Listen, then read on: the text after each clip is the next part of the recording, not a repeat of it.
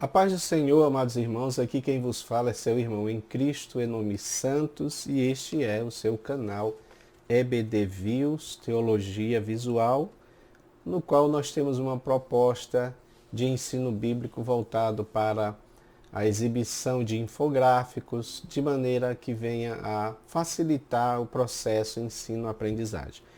Como todos vocês sabem, nós estamos estudando o último trimestre de 2022, que tem esse tema, a justiça divina, preparação do povo de Deus para os últimos dias no livro de Ezequiel. Sempre lembrando, meus irmãos, que nós estamos estudando o livro de Ezequiel, especialmente a justiça divina, e a lição de hoje ela tem muito a ver com isso, porque ela é especificamente sobre a justiça divina. Mas nós não devemos esquecer que tudo isso é com um viés escatológico, tá bom? Porque de fato Deus vem julgar a terra. E isso é algo que precisa ser pregado, precisa ser ensinado. Precisamos falar que o nosso Deus é amor, que o nosso Deus ama incondicionalmente, ama a todos, sim, ama a todos. Mas ele também vai aplicar a sua justiça exatamente por causa do pecado do homem, tá bom? Então isso tem que ser pregado, tem que ser ensinado. E nós estamos então na lição de número 6, conforme você pode ver aí na sua tela, né? A lição de número 6, que tem esse título, A Justiça de Deus, ok? E nós temos também a verdade prática com o nosso textuário. O textuário, ele diz claramente, com um puro te mostrarás puro, e com um perverso te mostrarás indomável. Salmo 18, 26. E a verdade prática, conforme você pode ver aí, os agentes do juízo divino revelam que a responsabilidade humana é pessoal. Então esse ponto aqui é muito importante. Esses capítulos vão falar sobre essa questão da responsabilidade sendo pessoal. Uma coisa que nós devemos colocar aqui como introdução para o nosso tema é que quando estamos falando de justiça de Deus, estamos falando também do Jeová Tsidkenu, o Jeová justiça nossa. É claro que quando se fala de Jeová como nossa justiça, nós geralmente o povo de Israel levava isso mais para o lado imprecatório, né? Aquele lado em que Deus fazia justiça ao povo em relação aos inimigos, né? Mas precisa se levar em conta que Deus faz justiça também em relação ao próprio povo que ele elegeu. Porque está incluído aqui, meus amados irmãos, uma coisa chamada aliança. Então, essa aliança também é um contrato. É um contrato, é um acordo judicial, digamos assim. Aonde Deus é o nosso Senhor, Jeová, nosso Senhor, e o seu povo, né, o povo de Israel, hoje, o Israel espiritual de Deus, a igreja, também é o seu povo, né? O Senhor como o nosso Deus e nós como o seu povo, como parte da aliança. Ou seja, Deus cumprindo a sua parte na aliança e o homem também cumprindo a sua parte. Nós precisamos fazer a nossa parte. Daí é que a nossa verdade prática está falando sobre a responsabilidade, tá? Então essa responsabilidade inclui também em nós sabermos que se nós transgredirmos a palavra de Deus, a lei de Deus, o acordo, a aliança, Deus está sim na sua obrigação de implementar, não é, os juízos decorrente desta quebra de aliança, que foi o que o povo de Israel fez, não é? E é isso que precisa ser explicado nesta lição, porque falamos que Deus é amor, que Deus ama, e a gente sabe que Deus ama, e nós sabemos que Ele nos criou, Ele nos fez, Ele elaborou um plano de salvação para nós, né?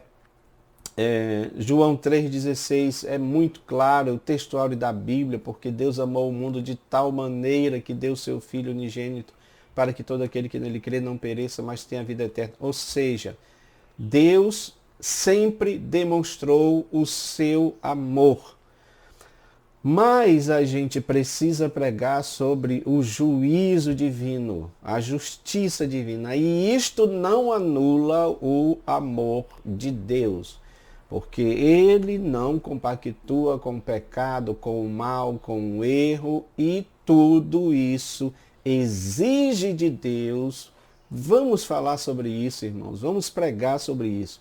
Tudo isso exige de Deus uma resposta apropriada ao pecado, tá? Por isso que Deus nos fez responsáveis. Por isso que Deus nos fez com livre arbítrio, sim. Quer alguns chamem de livre agência. O que importa é que Deus nos fez com as nossas faculdades mentais, raciocinando, e que pode sim distinguir o que é certo e o que é errado. Então aí a responsabilidade está pesando sobre nós, tá bom? Essa lição está tratando sobre isso, né? A leitura bíblica em classe está em Ezequiel 14, 12 a 21, tá bom? Meus amados, vamos mostrar aqui, você está vendo aí o nosso esboço da lição, tá? Lembrando aos irmãos que esse gráfico esboço, porque na realidade tudo surgiu, né, o nosso projeto surgiu com a elaboração desses gráficos esboço, né, que é uma forma de você colocar lá para a classe tudo que você vai ministrar, não é? Isso é importantíssimo, né? Por isso que a gente imprime ele grande, né? Aqui ele está adaptado para esse programa, para poder os irmãos visualizarem, mas existe ele no formato A3, A4, onde você pode imprimir ele no formato A3 grande e vai ficar muito bom para ministrar, tá bom? Lição 6, Justiça de Deus, tópico 1, sobre o juízo divino, tópico 2, sobre a intercessão de Noé, Daniel e Jó, tópico 3, sobre a petição que Deus não atende. Então, são 3 tópicos, nós vamos trabalhar sobre esses 3 pontos. Juízo divino, a intercessão desses homens justos, mas que Deus deixa claro que não atenderia, não é? Porque existe petições sim que Deus não atende. E é claro que isso deve ser uma das coisas mais tristes, mais impactantes na vida de qualquer pessoa que acredita em Deus, exatamente porque nos coloca, meus irmãos, em xeque em relação a muitas coisas, inclusive a nossa fé em Deus, né? Quando oramos, pedindo e Deus não atende. Aí precisa entender mais ou menos o motivo pelo qual Deus não atende, e há algumas pistas, há algumas dicas assim, por que Deus não atende, né, as nossas petições. Muito bem, vamos então para o tópico 1, que você pode olhar aí na sua tela. E o tópico 1 está falando sobre isso, sobre a identificação do juízo divino, né, o discurso profético, a primeira parte do oráculo, o que é que Deus revelou através de Ezequiel, e a descrição dos agentes divinos. Meus amados, esse ponto aqui eu gostaria de mostrar para vocês um gráfico que nós criamos, tá? Dentro desse ponto aqui do discurso profético. Na verdade, são 2 gráficos, um decorrente do outro, tá? E esse gráfico, se você prestar atenção, você consegue explicar todo esse ponto sobre a identificação do juízo divino, tá bom? Então nós colocamos ele aqui como se fosse o ciclo do juízo divino. Você está olhando aí na tela, esse gráfico está muito bom, porque está explicando exatamente sobre o discurso profético, sobre essa parte a primeira parte do oráculo. Então, entendamos uma coisa aqui. A ira de Deus, o juízo de Deus nunca acontece sem causa, porque o nosso Deus não tem prazer na morte do ímpio, não tem prazer no sofrimento humano. O nosso Deus, ele não é masoquista, tá bom? Então ele não se compraz no sofrimento humano, mas o sofrimento humano é decorrente dessas coisas que nós estamos estudando aqui. Então Deus precisa aplicar a sua ira. Meus amados, esse ciclo aí, digamos assim, ele está bem explicativo, tá bom? Você pode explicar isso daí para poder justificar, de certa forma, o juízo. Por que que vem o juízo? Então, o primeiro aspecto aí é exatamente o pecado. O pecado, tá bom? Aí você pode abordar a questão, né, da hamartiologia, da hamartia, do errar o alvo. Ou seja, Deus tinha dado parâmetros para a nação de Israel seguir. Esses parâmetros estavam bem claros e estabelecidos na lei. Então a lei dizia o que era o pecado. A lei mostrava este alvo, não é? E, puxa, eu esqueci aqui, mas eu tenho um gráfico tão interessante sobre a definição de pecado como sendo esse alvo, não é? Em que a gente pode mirar nele. Então, quando nós erramos o alvo, aí é o pecado, propriamente dito. Porque nós temos um objetivo a alcançar, objetivo na nossa vida, que é agradar o nosso Deus, e isso em todas as áreas. Você agrada a Deus no trabalho, você agrada a Deus na igreja, você agrada a Deus na sociedade. Quando nós erramos esse alvo, seja na sociedade, seja na igreja, seja no trabalho, nós estamos desagradando a Deus. Isso é pecado. A nação de Israel havia pecado exatamente naquilo que Deus tinha dito na própria lei. Não terás outros deuses além de mim. Não farás para ti imagens de escultura. Então, o povo foi fazer exatamente isso. Inclusive, nessa imagem que você está vendo aí, nós colocamos em uma outra lição, né? Aqui está mostrando uma imagem de um Deus, né? Sendo colocada no templo de Jerusalém. Nós estudamos sobre isso, sobre as idolatrias no templo, né? Na parte de fora, na parte de dentro, não é? Então o povo estava mergulhado numa idolatria, exatamente naquilo que Deus tinha dito que eles não deveriam praticar. Agora, o que é preciso entender sobre essa questão da relação do pecado com a lei e da aliança é que, uma vez a gente sabendo, nós sabendo do que é errado, e também nós sabemos que temos uma aliança com Deus, e sabendo que todo pecado, porque também pecado, uma outra explicação para o pecado é transgressão de lei. Transgressão. Ora, isso é algo natural. Aqui mesmo, na nossa sociedade, se nós transgredirmos uma das leis, que está, inclusive, discriminada na nossa carta máxima, né? Na nossa carta magna, que é exatamente a Constituição, então se está tudo ali estabelecido, se nós transgredirmos uma lei, nós vamos sofrer as consequências dessa transgressão. Mas o que é que Deus fazia? Aí nós vamos para o segundo ponto.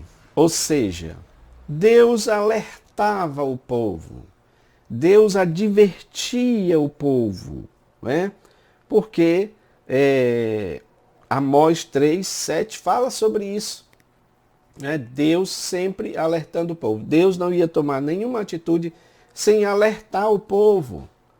Embora isso nem fosse necessário, digamos assim, porque todo mundo já sabia o que era pecado. Mas Deus é bom, misericordioso, maravilhoso, não quer o nosso mal. quer o nosso bem, quer a nossa restauração, mesmo quando a gente caia, mesmo quando a gente peque, mesmo quando a gente transgrida a sua lei, mesmo quando a gente se desvia do seu caminho. Então o que é que ele faz? Ele nos alerta. Meus amados, preste atenção numa coisa, por isso que nós não podemos julgar a nação de Israel, porque às vezes tem muitos crentes que adquirem essa postura, sendo que Israel é a nossa, é o nosso reflexo. Quantas vezes nós pecamos perante o Senhor, mesmo que não seja no pecado da idolatria, mas não só existe o pecado da idolatria, né? E mesmo assim Deus nos alerta, Deus nos exorta que a gente volte para o caminho. Mesma coisa Deus fazia com Israel, usava os seus profetas, mas ainda assim o povo não queria ouvir. Aí entra esse terceiro ponto aí, que é o ponto do endurecimento. Eu ia utilizar aqui nessa imagem, a imagem da cerviz, né, do cavalo. Porque Deus dizia que o povo era um povo de dura cerviz, ou seja, aquela parte aqui do animal que endurecendo, né, a parte muscular, acredito eu, ele não podia se abaixar. Então era assim que o povo era. Era um orgulho exagerado, tremendo. O coração estava endurecido. Por isso que Deus fala em outra ocasião, eu vou tirar o coração de pedra de vocês e colocar um coração de carne, aonde eu coloque o meu espírito. Olha que coisa interessante, meus irmãos. Porque você está vendo ali a imagem de um coraçãozinho, né? O formato de um coraçãozinho de pedra. Você tem que entender que o nosso Deus, a nossa relação com o nosso Deus, não é aquela relação panteísta, que diz que Deus está em tudo. Isso não é verdade.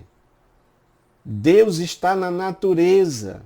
O Espírito de Deus está na natureza. Isso aí é um conceito pagão. Nós não acreditamos nisso. Então, por que é interessante que Deus fala isso? Porque ele está dizendo que ele não vai colocar o Espírito dele em um coração de pedra.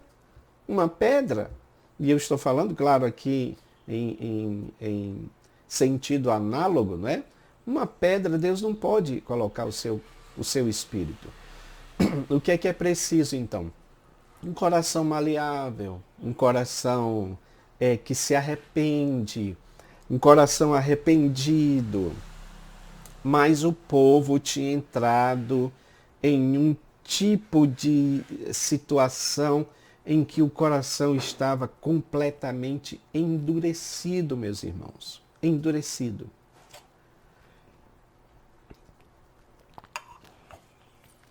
E a verdade é que quando esse endurecimento, que é um endurecimento de mente também, não só de coração, mas é um endurecimento de raciocínio.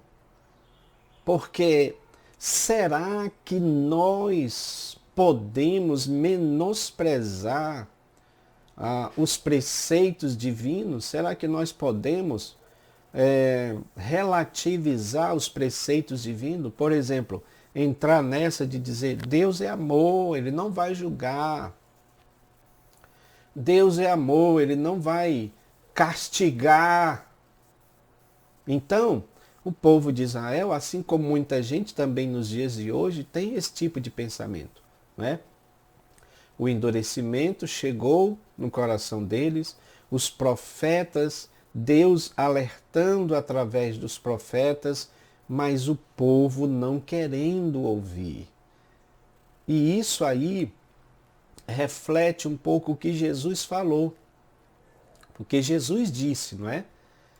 Jerusalém, Jerusalém que mata os profetas, quantas vezes eu te quis ajuntar como a galinha faz com seus pintinhos, mas você não quis. Olha que coisa triste. Então, conforme diz o nosso comentarista, pastor Ezequias, ele diz aqui, como ajudar quem não quer ajuda? Por isso que o castigo era inevitável. né?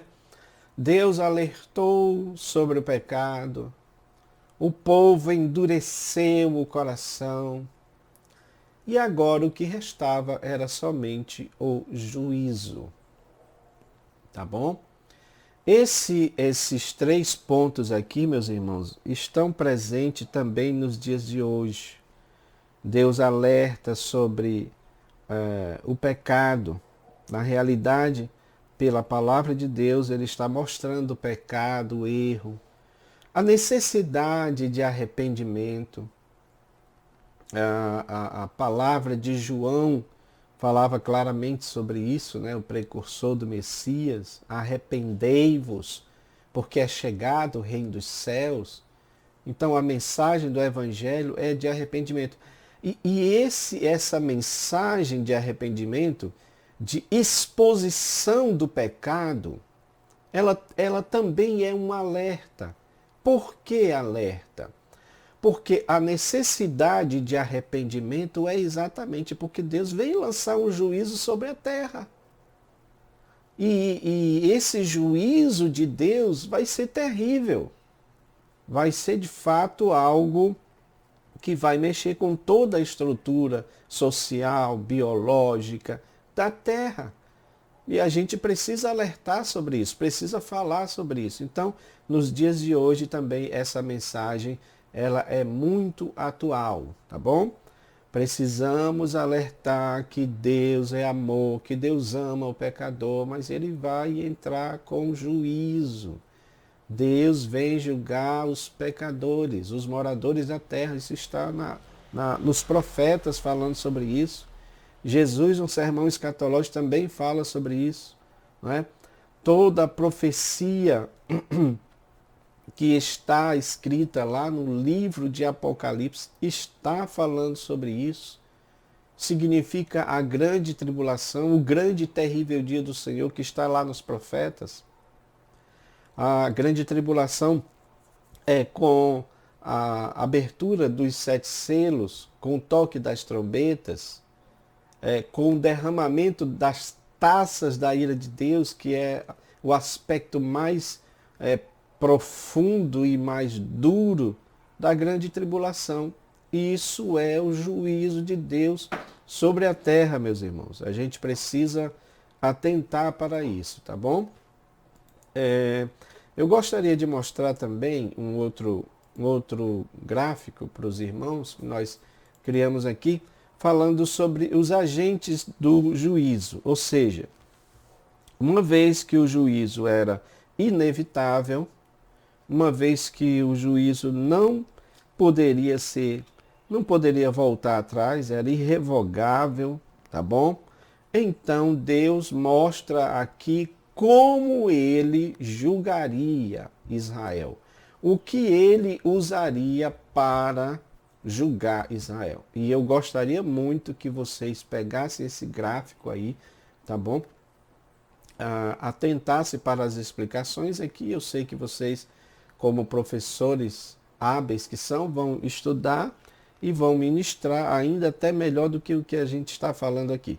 Porque esses agentes, eles merecem uma atenção. Porque, como eu falei para os irmãos agora há pouco, o juízo divino aconteceu para a nação de Israel naquela época, mas vai acontecer ainda no futuro, tá bom? Mesmo porque, neste gráfico aqui, nós mostramos que há uma similaridade dos agentes do juízo divino em relação ao que está no Apocalipse. Então, meus amados, dando continuidade aqui, Deus fala através do profeta que são 4 os agentes do juízo divino. São 4 formas que Deus vai usar para julgar a nação de Israel. A primeira delas é a seca, é a fome, e isso, como diz o nosso comentarista aqui de maneira brilhante, isso impacta exatamente na questão econômica da nação.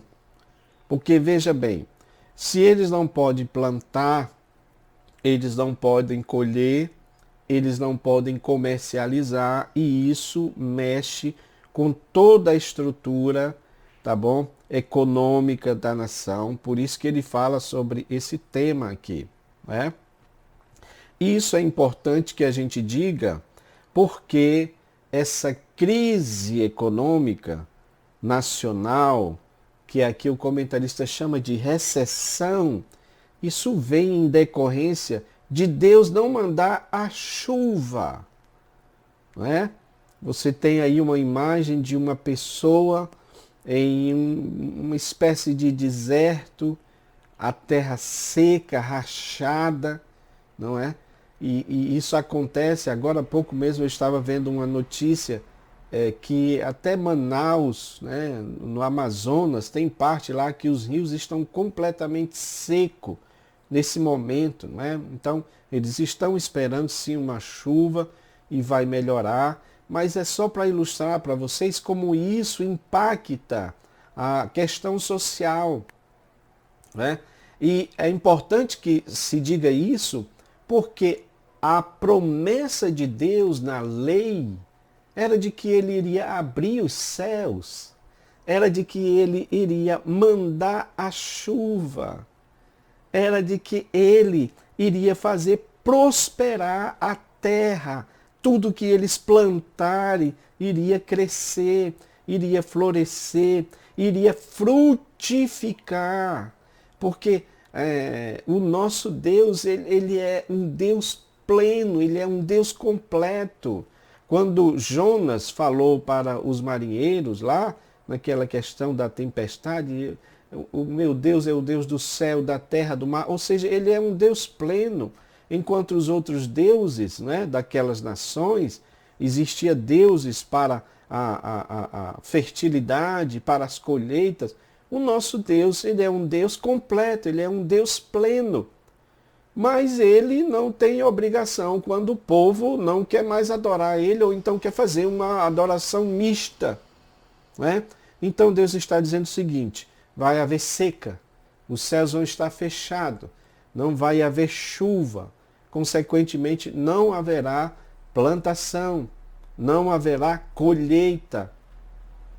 E o que é que vai haver em decorrência disso? Fome. Fome. Então, um dos agentes divinos é a fome. Meus irmãos, preste atenção que isso é muito sério. Também Jesus disse que a fome seria um dos sinais da sua vinda. Tá bom? Precisamos entender isso, não vamos confundir. Tem uns crentes que às vezes confundem as coisas. Precisamos entender que muitas coisas que Deus mostrou que aconteceu lá no passado também apontam para o futuro. Não foi só algo, porque alguns querem interpretar apenas do ponto de vista histórico. Então, aconteceu lá, já aconteceu. Não, meu irmão, é algo que vai acontecer no futuro, porque Jesus estava falando de algo que iria acontecer no futuro. E no Apocalipse, o cavalo preto é esse cavalo que representa a fome, a recessão, a crise financeira. Ele está lá com uma balança, não é? E essa balança, alguns estão falando que é exatamente essa coisa de fazer não permitir que todos utilizem os recursos que têm. Então é uma forma de controle social dos alimentos. Então isso é algo que vai acontecer no futuro. A gente vê que isso acontece em pequenos casos nos dias de hoje. Há estudos de especialistas que falam que talvez daqui a alguns anos haverá um desabastecimento na questão alimentícia. Então veja que esses fatores aí estão acontecendo também nos dias de hoje, porque foi algo profetizado por Jesus. Então, Deus fala que haverá seca, haverá fome. Segundo agente do juízo divino contra a nação de Israel, é a espada, é a guerra. Jesus também falou que haverá guerras e rumores de guerra. Agora mesmo, nesse exato momento que eu estou falando com os irmãos, a guerra está acontecendo. Está aí a guerra da Ucrânia, a Rússia, a Ucrânia, os rumores de guerras acontecendo, por exemplo, na nação de Israel. Israel está lá no meio de várias nações que são inimigas, que se pudesse devoraria, destruiria eles completamente. A ideia é destruir Israel do mapa, tirar Israel do mapa. Então, a guerra é sim um dos fatores que apontam para o fim e está coerente com o cavalo vermelho, né, com o cavaleiro, representando a guerra. Apocalipse capítulo 6, versículo 4. O cavalo é vermelho, vermelho, cor do sangue, porque na guerra o que mais se derrama é sangue. Nós tivemos aí grandes guerras mundiais, Primeira Guerra, Segunda Guerra Mundial, que mataram milhares de pessoas. Então, irmãos, a guerra é um dos agentes do juízo divino. Deus permite. É interessante que, apesar de ser o juízo divino, mas é o próprio homem que produz isso, não é? Porque é um homem que levanta a arma para atirar no outro.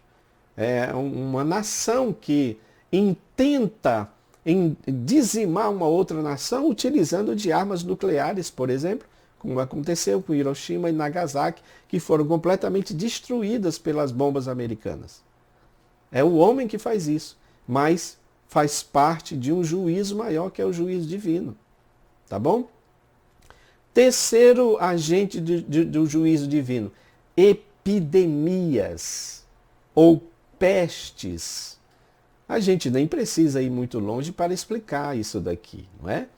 Acabamos de passar aí por uma epidemia horrorosa, uma pandemia horrorosa, que é exatamente a Covid-19. Claro que não tem só ela, antes houveram outras. A história está aí para mostrar, para registrar tudo isso. Milhares de vidas foram ceifadas por esses agentes que nem sequer são vistos a olho nu, mas causam um estrago, uma destruição tremenda. Esse também está de acordo com o que Jesus falou no sermão escatológico, Mateus 24, quando ele falou de pestes, não é? Mas também está representado lá pelo cavalo amarelo, aonde diz que muitas pessoas, milhares de pessoas vão morrer por causa das pestes que vão acontecer. Então, Apocalipse 6:8. Preste atenção numa coisa, muita gente relaxou em relação à pandemia, achando que isso já acabou, mas pela história nós podemos dizer que apenas foi esse tempo de refrigério, mas nós podemos afirmar pela palavra de Deus e pelo que tem acontecido na história, que esses fenômenos vão e tendem a aumentar. Isso é algo que eu sempre ministro nos estudos de escatologia, porque as pessoas dizem, sempre houveram fome, sempre houve guerras, sempre houve epidemias. É verdade, é verdade. Mas o que Jesus está falando é no tocante à intensidade e frequência. Nunca houve fome tão grande como há nos dias de hoje, em relação àquela época para os dias de hoje, apesar de haver muita riqueza no mundo, mas há milhares de pessoas passando fome e morrendo. Nunca houveram guerras tão fortes, tão poderosas como as que estão acontecendo nos dias de hoje. É só nós compararmos. Uma coisa é você duelar, você lutar com outra nação usando espada, lança, instrumentos, armas brancas, como se chamam. Mas hoje você tem armas nucleares, armas que, segundo os especialistas, bombas, melhor dizendo, segundo especialistas, têm a capacidade de destruir o planeta 25 vezes. Se tivesse 25 terras, poderia destruir, se todas elas fossem explodidas, destruir o planeta. Então, irmãos, a mesma coisa com epidemias. As epidemias no tempo de Jesus existiam. As epidemias na atual conjuntura, com toda a ciência médica altamente evoluída, mas nós ainda temos muitas mortes acontecendo, e o que indica é que também vai acontecer mais ainda, mesmo porque todos nós sabemos que essas epidemias estão também sendo usadas como armas biológicas, ou seja, armas de guerra, armas de destruição. Isso é um fato, tá bom? Mas também Deus diz que há um quarto juízo, que é exatamente o juízo das feras da terra, não é? Aqui é uma coisa que eu digo que é mais voltada para essa parte ecológica, porque, querendo ou não, nós, o homem, invadiu o espaço dos animais, não é? E aqui Deus sempre se utilizou também desse tipo de juízo para julgar a pessoas, não necessariamente nações, mas pessoas. Porém, aqui Deus está dizendo que iria esse tipo de juízo seria ainda maior, né? E o cavalo amarelo também, lá de Apocalipse 6:8, diz que terça parte das pessoas morreriam por causa das feras, de animais ferozes. Então, nós imaginamos que haverá um distúrbio, tá bom? Na esfera ecológica, em relação aos animais, que provavelmente vão invadir as cidades. Eu estou falando aqui no tempo futuro, não é? E irão com certeza matar muitas pessoas. Naquela época, Deus utilizou também as feras da terra para punir a nação de Israel. Veja, meus irmãos, como esses juízos aconteceram naquela época e também estão propensos, estão profetizados a acontecer no juízo vindouro que nós estamos falando aqui, tá bom? Então, esses gráficos eles são importantes para que a gente possa trabalhar sobre essa questão aplicando no tempo de hoje, tá bom? Olha aqui, ó. Aí nós temos o tópico 2. Nós só invertemos aqui, tá, irmãos? Na tela aí tá tópico 3. Mas assim, é o tópico 2 que está falando sobre a petição que Deus não atende, tá? A petição que Deus não atende. Aí tem o exemplo de intercessão pelo pecador, porque aqui está falando que houveram intercessões, né, pelo povo que iria ser destruído, no caso aqui Sodoma e Gomorra, né? Aí você tem ali Abraão intercedendo para que a nação de Israel, a nação de Sodoma e Gomorra, a cidade de Sodoma e Gomorra, não fosse destruída exatamente porque havia lá o seu parente, né? E que ele gostaria que fosse poupada por causa do seu parente que lá estava, né? Mas não deu certo, porque o que foi preciso foi a retirada de Ló e da sua família, porque Deus iria realmente julgar aquelas nações, Sodoma e Gomorra, tá bom? Deus não está obrigado a atender às nossas petições, especialmente quando nós não estamos orando de acordo com a vontade do Senhor, né? Isso é muito importante. Temos também o caso de Moisés, e é citado Moisés, tá bom, irmãos, como intercessor. Acho que é no capítulo anterior, que aqui nós vamos estudar sobre Jó, sobre Noé, Daniel e Jó, né? Mas Moisés também é citado no capítulo anterior. Então, ele intercede por Miriam, por sua irmã, quando estavam querendo fazer lá aquela revolução, não é? E aí Miriam ficou leprosa, Moisés intercede por ela, e depois Deus revoga, né? Deus dá a cura, Deus tira a lepra, não é?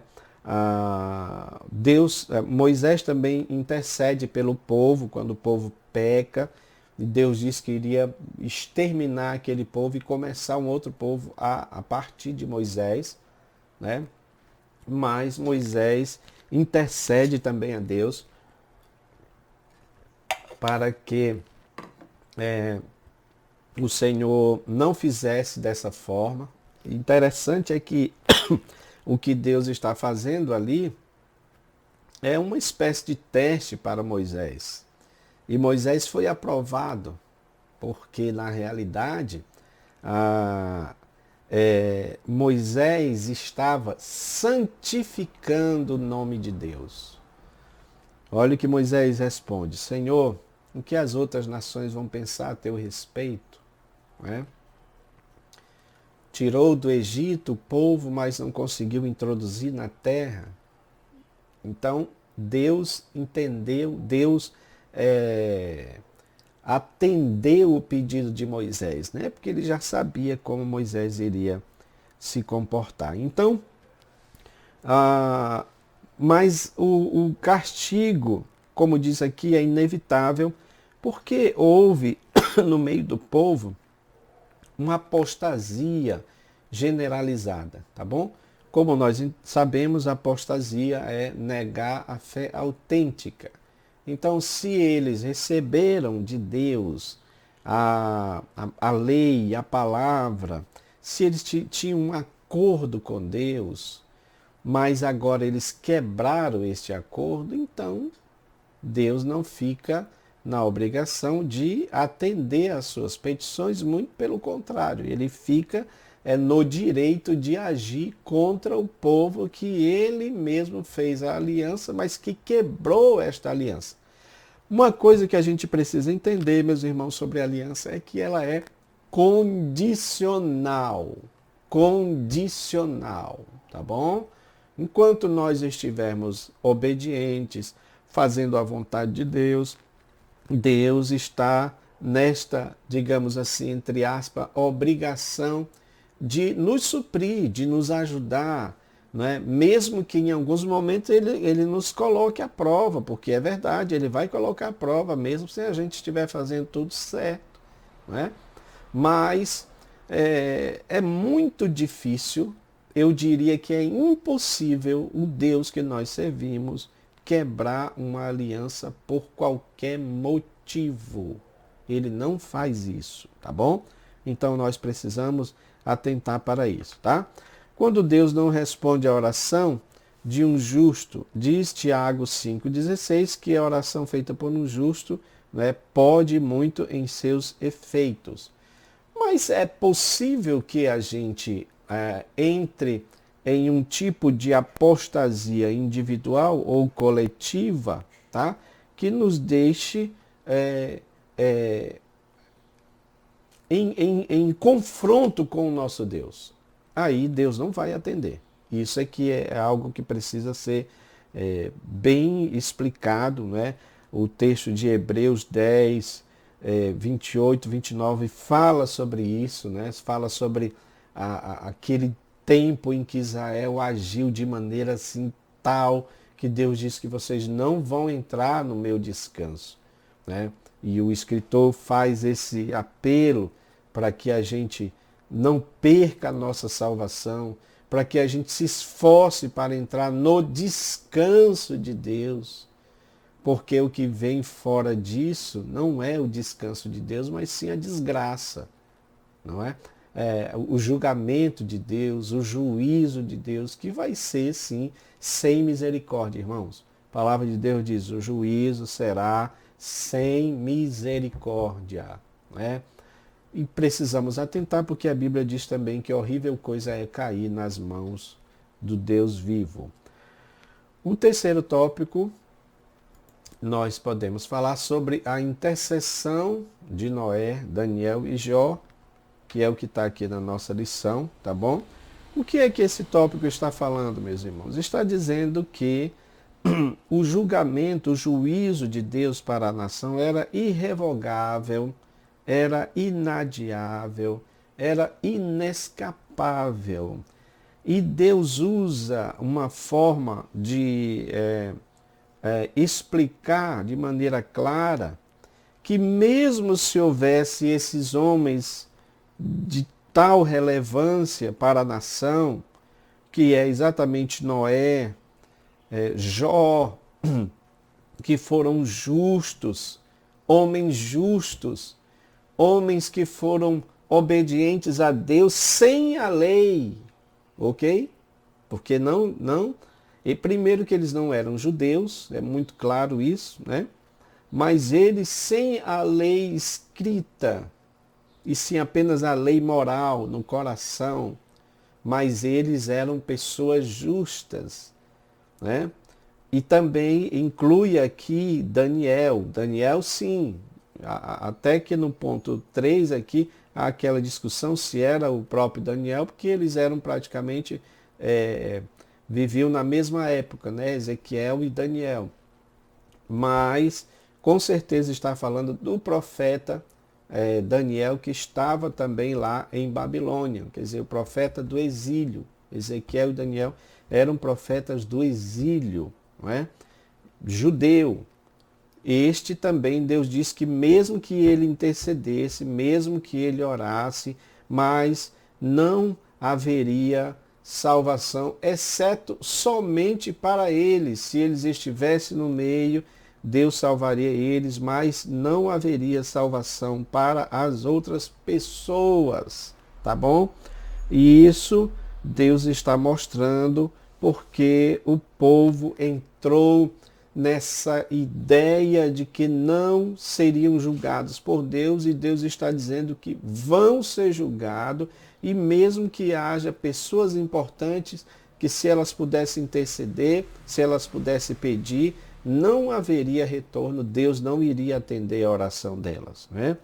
Exatamente porque o povo tinha uma visão equivocada do amor divino e da aliança divina, que é isso que nós precisamos atentar, meus irmãos. Precisamos atentar para isso, né?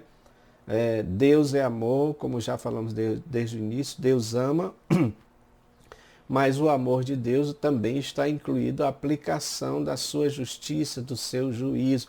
E isso é algo que precisa ser falado aqui para nós concluirmos, precisa ser dito, porque há uma ideia por aí, né, alguns teólogos explicando que no final haverá duas ideias, ou o universalismo, que diz que todos serão salvos por causa do amor de Deus, ou mesmo o aniquilacionismo, que diz que Deus é amor e não permitiria que as pessoas sofressem eternamente. Bom, o primeiro, se fosse verdade, não haveria necessidade de Jesus vir para morrer por nós. Então, essa ideia de dizer que no final todos serão salvos não tem coerência com a Bíblia e nem com o plano de Deus de salvação. Não teria necessidade do sacrifício de Jesus lá no Calvário, né? Então, o universalismo ele está fora de cogitação. E o aniquilacionismo também, porque Jesus mesmo disse que lá no inferno o fogo não se apaga e o bicho não morre. Tá bom? Meus amados, eu quero agradecer aos irmãos que estiveram conosco até agora. Se esse vídeo lhe agradou, compartilhe com outras pessoas. Vamos espalhar a palavra de Deus, tá bom? Para que nós possamos cada dia mais preparar o povo para o juízo de Deus que vem com certeza, tá bom? Então eu quero agradecer aos irmãos que têm nos ajudado, que têm colaborado, que têm nos apoiado. Deus os abençoe em nome de Jesus. Amém.